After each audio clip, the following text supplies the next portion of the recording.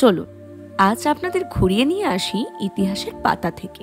Hasnabad local ধরে নেমে পড়লাম হারোয়া রোড স্টেশনে। তারপর অটো করে বেড়াচাপা বাজার থেকে 2 মিনিট সামনের দিকে হাঁটলেই সেই ঐতিহাসিক চন্দ্রকেতুগড়।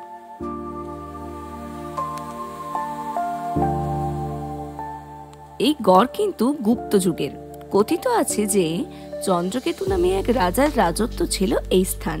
সাথে গুপ্ত যুগের বিখ্যাত জ্যোতির্বিদ বরাহমিহির ও খনার বাসস্থানও ছিল এই স্থানে।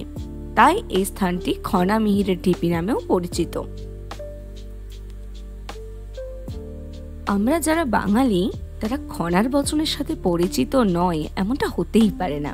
ভাবতেই অবাক লাগছে সেই বিদুষী মহিলার স্মৃতি বিজড়িত স্থানে আমি দাঁড়িয়ে। হ্যাঁ, যেটা বলছিলাম, এই স্থানের ঐতিহাসিক গুরুত্ব। এই স্থানের খনন কার্যের সাথে যুক্ত ছিলেন বিখ্যাত প্রত্নতাত্ত্বিক রাখাল দাস বন্দ্যোপাধ্যায়। 1956 সালে এখানে প্রথম খনন কার্য শুরু করা হয় এবং এখান থেকে বেশ কিছু প্রাচীন মুদ্রা এবং পোড়ামাটির পাত্র পাওয়া যায়, যা কলকাতার ও এইখানের এক স্থানীয় সংগ্রহশালায় সংরক্ষিত আছে।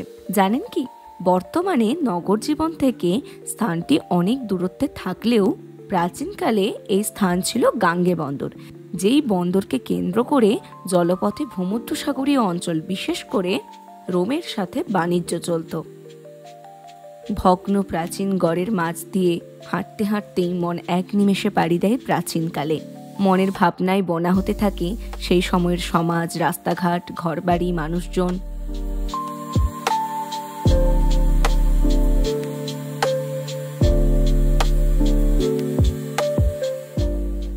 যারা ইতিহাস ভালোবাসে তারা একদিনের ছুটি এই ভগ্নপ্রায় দেওয়ালের ভিড়ে কাটিয়ে আসতেই পারেন।